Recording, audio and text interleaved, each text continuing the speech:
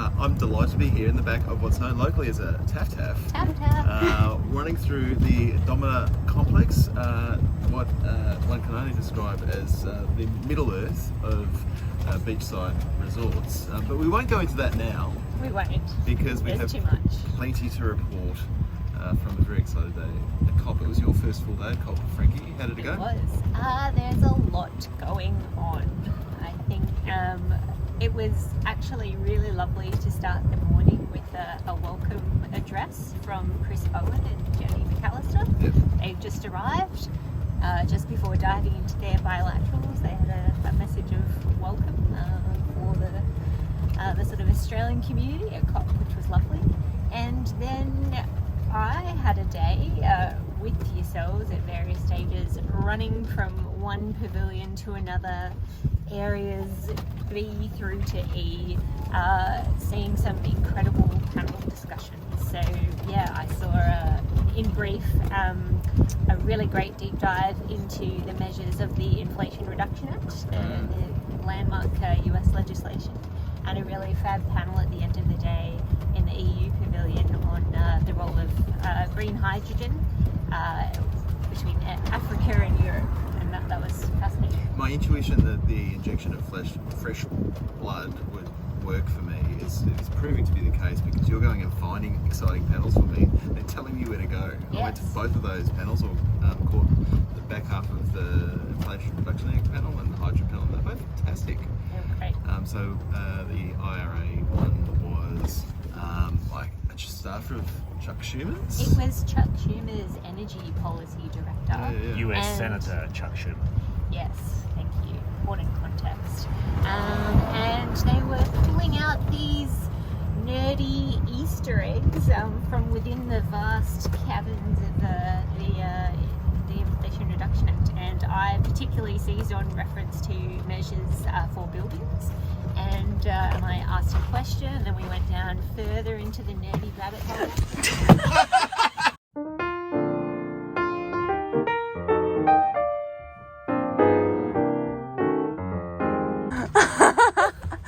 I'm so professional. I'm really professional here. Okay. Yes. Just keep the magic. Keep the magic. Dauntless camera person, Thank you. Anna Hancock. Remember, pain is temporary, film is forever. I was talking about the Inflation Reduction Act.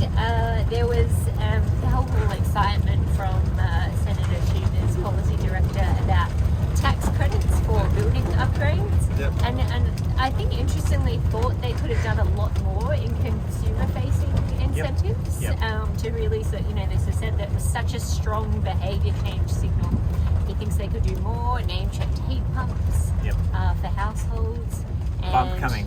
And an observation that no one at home would be surprised by, things like upgrades to the building codes, one of the best measures for dollars per tonne abatement. So that was great to hear about from the code sector from the US at the WWF pavilion.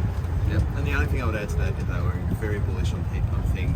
They wish they could have done more, but they just squirreled away $27 billion for just random other stuff that they couldn't quite get into their dot point list. So that there's like a green bank facility. Green bank. I think it sounded a bit like the CFC. Yes. But I think 20 billion of the 27 billion is sort of ring fenced for things that they thought, a lot of which could be taken up in the building sector.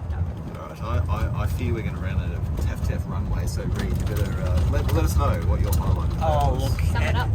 where to start? I got called a shiny-ass wanker from the Big Smoke by a Minister of the Crown for Australia in a friendly way. And you loved it. I thrived on it.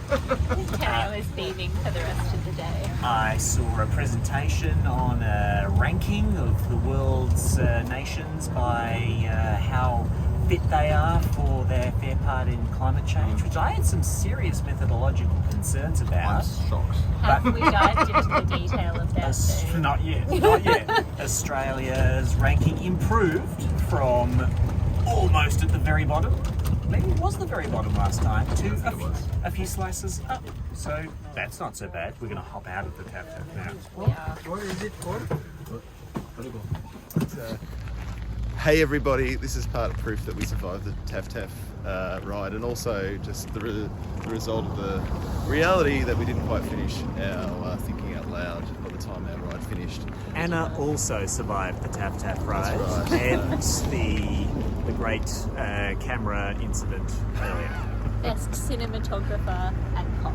So I think you were saying Australia managed to Improve performance? improve performance in this methodologically questionable ranking of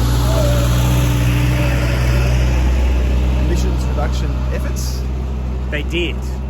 We did nationally do a bit better. The United States did a little bit better. A little surprising for a report to give such faint praise for the most significant clean energy investment in history being legislated in the US, as you were just talking about, Frankie. But they go by outcomes, not by declarations on this global greenhouse gas index. So there you go. I also saw some cool side events on scaling engineered carbon removals, where they concluded that you needed a lot of scaling. Yep. And on transitioning electricity systems to high renewables with speakers from National Grid in the UK, from Canada, from Japan, from Korea. There's a lot going on, but there's some big challenges too, including in Japan, renewables still being relatively expensive to build, and a lot of concerns about, even in the most ambitious places like the UK, the rate of deployment still being far short of what will ultimately be needed for a net zero world economy. So a lot going on there. I think it's one of the really fantastic things about being a COP is you get to sort of dip into the debates that are roiling in different countries and regions around the world, and it helps you contextualise the often parochial conversation that we're having in Australia. For instance, he said, breaking back in, Japan, we've been complaining about how high electricity and gas prices are going to go in Eastern Australia. Yep. Well, Japanese industry and households are facing even starker increases in the cost of energy. This is a global crisis, and coming together as a globe, we're seeing how that's affecting nations in sometimes different, sometimes oddly familiar ways. So the example I'd give of that is just the conversation we were having in the European Pavilion with various luminaries from both Europe and here in Egypt, and unpacking the reality that there are aspirations for superpowerdom here in Africa as there are in Australia, and I think sometimes the debate in Australia sort of makes it sound like we're the only ones that are going to be dipping our Hydrogen superpowers. Yeah, right. That's it. And there's actually going to be various parts of the world that are vying for superpowerdom, or maybe we'll have a bunch of middle powers. I don't know. Well, Turns I out think- our unique advantages are maybe not quite so unique. Well, when it comes to land, mass, abundance of renewable energy sources and proximity to off-takers of renewable energy produced, Africa is, definitely rich in opportunity in that sense. Well, there you go. There's some insights from what are we? I want to say day 8 of COP27, as well as a bit of colour and movement from various tafs, taxis, random cars trying to pick us up as we Everyone's wander here to down the help. road. It's all happening. It's all happening. Maybe that's right, guys. We'll catch you tomorrow.